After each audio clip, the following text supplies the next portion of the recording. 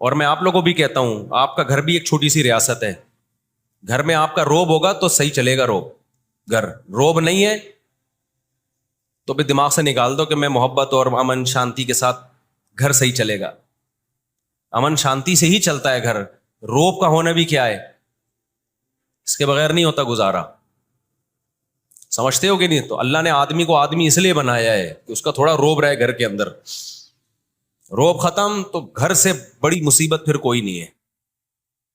دنیا بھی اسی اصول پہ چلتی ہے.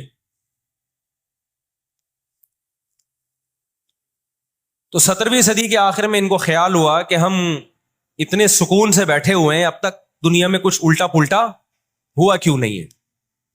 ان کو خیال ہوا یہودیوں کو. قرآن نے ان کے بارے میں کیا کہا؟ ضربت علیہم الذلہ، ہم نے ان پر ذلت کو دے مارا ہے. آپ کو پتا ہے کہ یہود کا لفظ اتنی بڑی گالی دنیا کے لیے بن گیا تھا. ایران میں بہت زیادہ یہودی ہیں، پتا ہے آپ کو؟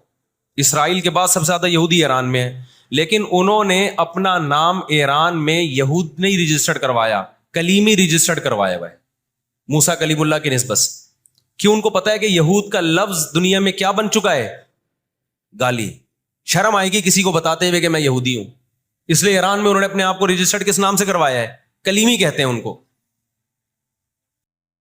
میں مانتا ہوں سارے یہودی ایسے نہیں ہوتے، میں نے پہلے وضاحت کر دی، ہمیں یہودیوں سے دشمنی نہیں ہے، کیونکہ قرآن جہاں یہودیوں کی برائی بیان کرتا ہے وہاں قرآن یہ بھی کہتا ہے لیسوا سواء، سارے ایک جیسے نہیں ہیں.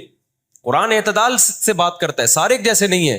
لیکن جتنا شر اور فساد اس قوم میں ہے، قرآن کہتا ہے کہ اتنا دنیا میں کسی اور قوم میں نہیں ہے. لَتَجِدَنَّ أَشَدَّ النَّاسِ عَدَاوَةً لِلَّذِينَ آمَنُوا الْيَهُودَ، اللہ کہتے ہیں تو مسلمانوں کا سب سے بڑا دشمن، دنیا کی جتنی قومیں ہیں ان میں سب سے بڑا دشمن کس کو پاؤ گے؟ یہود کو پاؤ گے.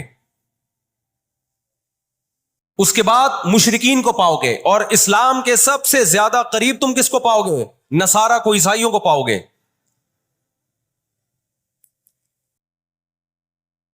تو ان کو بہت عرصے سے، صدیوں سے کچھ دنیا میں ہوا نہیں تھا، تو ان کو بیٹھے بیٹھے پریشانی ہونا شروع ہو گئی. چند ان کے فسادی لوگ جمع ہوئے اور انہوں نے کہا کہ بھئی دنیا میں ہر قوم کے پاس ایک ملک ہے، ہر مذہب کے پاس ایک ملک ہے، تو ہمارے پاس بھی ہونا چاہیے. حالانکہ یہ بات ہی غلط ہے. دنیا میں ہر قوم کے پاس ملک نہیں ہے. دنیا میں لاکھوں قومیں ہیں، ملک تھوڑی لاکھوں ہیں. پاکستان میں کتنی قومیں ہیں؟ سرائکی ہے، پنجابی ہیں، اردو ہیں، پٹھان ہیں، بلوچی ہیں. اگر قومیت کی بیس پہ ملک بنانا شروع کر دیں پھر تو ایک ایک انچ کے ملک وجود میں آئیں گے. پھر سرائکیوں میں جائیں گے تو سرائکیوں میں 20 قومیں ہیں.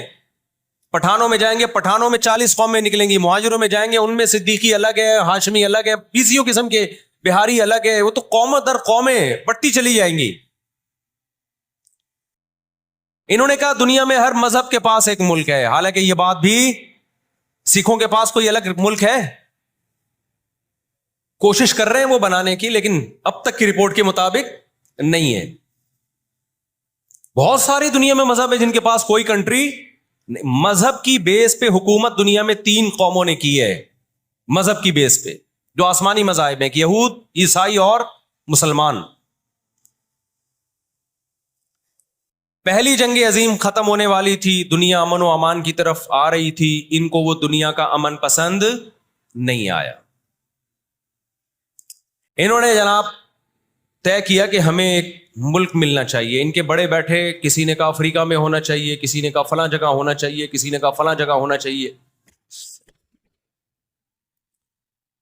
ان میں چند شرارتیوں کو خیال آیا کہ اگر ہم کسی بھی ملک میں، کسی بھی زمین پہ اناؤنس کریں گے نا یہاں ہم نیا کنٹری بنانا چاہتے ہیں، تو ہمارے یہود خود اس پہ آمادہ نہیں ہوں گے. اس لیے کہ جو شخص کسی ملک میں سکون اور اطمینان کے ساتھ رہ رہا ہے، کوئی یہودی، تو وہ کیوں آئے گا ہجرت کر کے وہاں پہ؟ سمجھ میں آ رہی ہے بات؟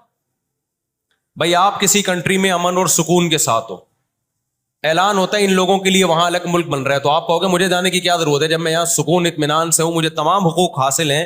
یہودیوں کو پوری دنیا میں ہر قسم کے حقوق حاصل تھے، اور سب سے زیادہ یہودیوں کے ساتھ اچھا سلوک مسلمان خلفاء نے کیا ہے. یہودی خود اس کے معترف ہیں کہ مسلمانوں کی اور ہماری جنگیں وہ بنو قریظہ اور بنو نذیر کے بعد وہ جو مدینہ کے دور میں اس کے بعد کبھی بھی نہیں ہوئی ہیں. مسلمانوں کی لڑائیاں یا تو اہل فارس سے ہوئی ہیں، ایران جو پہلے کا ایران تھا، یا عیسائیوں سے ہوئی ہیں، یہودیوں سے جھڑپیں نہیں ہوئی ہیں. تو ان کو خیال ہوا بیٹھے بیٹھے کہ ہمیں الگ ریاست چاہیے. مختلف جگہوں کا سلیکشن ہوا، سب ریجیکٹ ہو گیا. تو صہیونیوں کو خیال آیا کہ اگر ہم بیت المقدس کا نعرہ لگاتے ہیں کہ ہمیں بیت المقدس دوبارہ چاہیے، یہ ہمارے آباء و اجداد کا وطن ہے، تو الگ ریاست کا منجن بہترین طریقے سے بک سکتا ہے. مذہبی لوگ جہاں لوگوں کو صحیح گائیڈ کرتے ہیں، خوب سمجھ لو مذہب کے نام کا منجن بھی مذہب میں ہی بکتا ہے. آج بھی ایسا ہو رہا ہے. بہت سی مذہبی تحریکیں لیبل کس کا لگا رہی ہوتی ہیں؟ اسلام میں بھی ایسا ہی ہے. جہاں اسلام میں آپ کو اچھی تحریکیں ملیں گی، وہاں ایسی تحریکیں بھی ملیں گی کہ لیبل کس کا لگایا جا رہا ہوتا ہے؟